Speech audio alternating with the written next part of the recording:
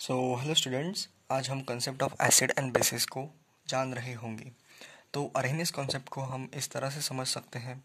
सबसे पहले हम अरहेनियस कॉन्सेप्ट को समझ रहे होंगे और इसके बाद हमारा आता है ब्रॉन्स्टेड लॉरी कॉन्सेप्ट और अंतिम में जो आता है वो है हमारा लोवेस कॉन्सेप्ट। तो सबसे पहले अरहेनियस कॉन्सेप्ट को हम जान रहे होंगे। तो इनका कहना यही था, अगर आपका एसिड एक्वस सॉल्यूशन में है तो वो H+ आयन देगा ही देगा, और अगर आपका बेस एक्वस सॉल्यूशन में है तो वो OH- आयन देगा ही देगा। तो यही इनका कॉन्सेप्ट था, बस और कुछ भी नहीं। तो हम क्या कर रहे होंगे कि हम एक एसिड को अज्यूम करते हैं जो कि है हमारा Ha। तो अगर हम इस एसिड को अज्यूम करेंगे और वो भी एक्वस मीडियम में, तो ये एक्वस मीडियम में कुछ इस प्रकार डिसोसिएट कुछ इस प्रकार हो रहा होगा, यानी कि H+ आयन में प्लस A- आयन में। तो इनका कहना यही था कि अगर आपका एसिड एक्वस सॉल्यूशन में है, यानी कि एक्वस मीडियम में है, तो वो हमारा H+ आयन देगा। It gives H+ ions. और अगर कोई हमारा बेस है तो वो हमारा OH- आयन देगा। तो इसी के साथ हम इसके एग्जांपल्स देखते हैं। तो एग्जांपल कुछ इस प्रकार होंगे: HF, HCl, HBr, H3PO4, HCl, HClO4, H2SO4। तो हम HCl की अगर हम बात करें तो HCl को अगर हम देखते हैं तो HCl में सबसे ज़्यादा इलेक्ट्रोनेगेटिविटी किसकी होगी? ऑब्वियसली Cl की होगी।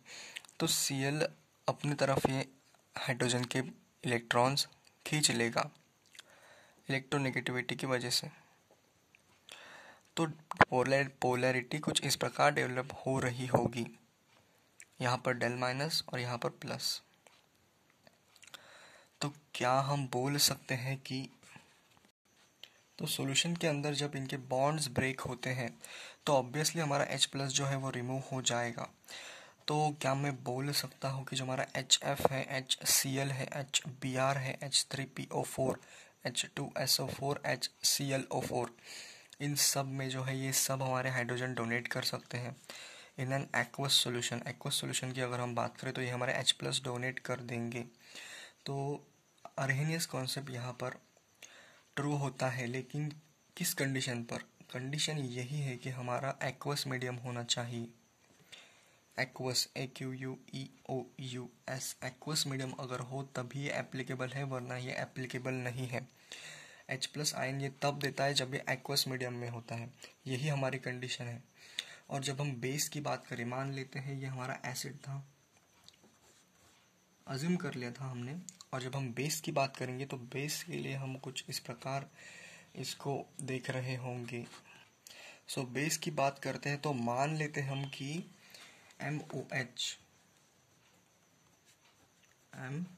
हमारा बेस है, और इन्होंने कहा था कि जो बेस है इन एन एक्वस